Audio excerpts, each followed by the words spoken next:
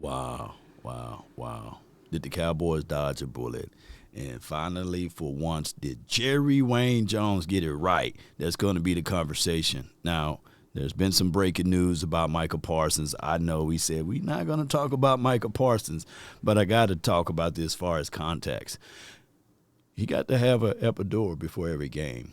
That back is really, really damaged. And 9 times out of 10, when normally things like this happens, you got to clear injuries before a trade is approved. And this thing right here with Micah Parsons, they were not aware. The Packers were not aware, but they passed his physical anyway because they really want Micah Parsons. Now, let's listen to this doctor. He spoke upon this, and you can put it however you want to put it. But finally, the Cowboys come out on the winning side of a situation.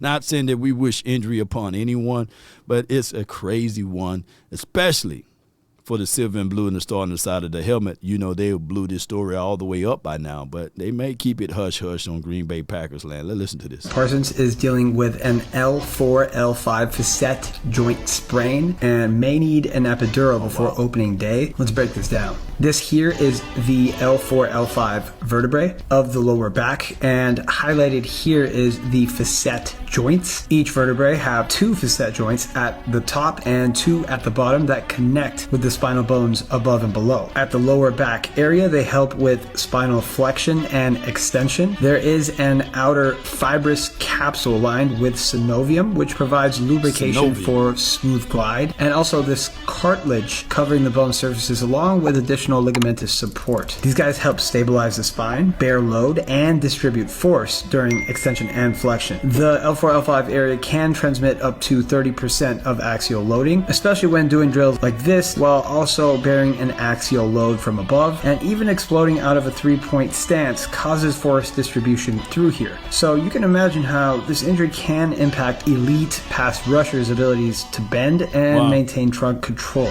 Typically, a sprain is when the capsule and the neighboring ligament are stretched or torn, which occurs either due to direct impact or from chronic overloading. Micah was given oral steroids, which can temporarily decrease inflammation in the area, but sometimes, if that doesn't provide enough pain relief, a steroid that is directed to the specific site can be the next step. The epidural Parsons would receive would involve injecting likely dexamethasone into the epidural space. This is different than the local anesthetic drug that women get during pregnancy. The aim is to relieve pressure, reduce inflammation, thus reducing pain. Good news here is many uncomplicated facet joint sprains can heal in about 2 to 4 weeks, but it's important to note the epidural can allow for functional play even before full tissue healing. If Micah opts to play through it in opening day, in the long run there's a chance of re-aggravation and it becoming a chronic nagging issue throughout the entire year. And he's likely to have some decreased overall spine range of motion, trunk control, explosiveness, and side-to-side agility. Wishing Micah a safe and speedy recovery.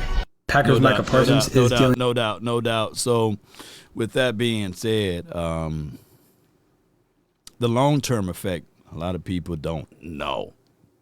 And that's the reality of it. And whenever you using medicine and drugs and especially steroids, there are some type of side effects down the stretch. And those are things that you definitely don't want to deal with, especially when you're getting paid damn near close to $250 million, right? $47 million APY. That is a crazy one. Not to rejoice, not to sound like we rejoicing at this at any shape, form, or fashion. But that goes to show you that in a trade, these type of things can happen. We hope all is well with him, and especially after week 4, because at the end of the day, you really don't want to go up against Parsons, but, bring it on if necessary, Cowboy Nation. All I'm getting at is that the Cowboys may have dodged this bullet, and finally, the Cowboys are on the opposite side of things. Now, we hope for a speedy recovery. We don't wish any ill will upon anyone, but it goes to show you that maybe, just maybe, Jerry Jones finally got on the winning side of things. Now, going into these first 4 weeks, the Cowboys going to have to fabricate some type of pass rush, right? It's the area of the unknown, and the known would have been Micah Parsons. Well, since he's going through this battleship with pain and all of this stuff, maybe sitting out was a good thing for him. Here's one of the things, especially this offseason, not being able to put more pressure, more pain that he's going to go through on that back. And one thing old folks used to always say, boy, once that back go out, oh, Lord, them backs, them hips, them necks, them are things that's hard to recover from.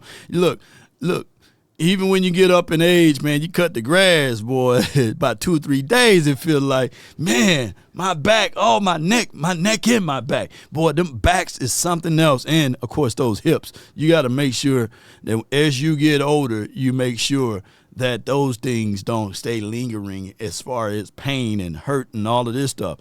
And I remember when I was in my 20s, I said, Mom, my back hurt. Boy, you don't got no back yet. You still got a gristle. You know, who's old enough to remember older people talking to you like that? So at the end of the day, we hope all is well. Nevertheless, the Cowboys moving forward, but these are type of things that we had to also quantify as it relates to these players and contracts and beyond, that every guy, every particular player that's out there on the field is a Ron Shazier hit away, right? Of never playing the game of football again. Football is a very dangerous sport, by the way. We hope all is well, right? At the end of the day, Cowboy Nation, we got to continue to stand tall or not at all. Heading into the 2020 season, we got to make sure that we bring the right spices and everything out there on the field and get things moving and grooving in the right direction, Cowboy Nation. So, far as our edge rushers, we okay for right now. Far as Micah Parsons, I recommend, for him to sit out for at least 4 or 5 more weeks before he get out there on the field. Football, the NFL stands for not for long. You got your guaranteed money. That means guaranteed.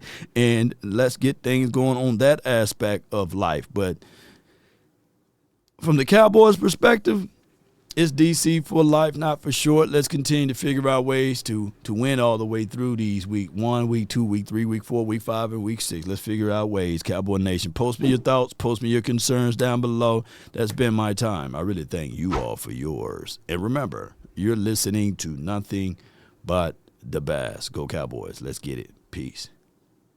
Yeah.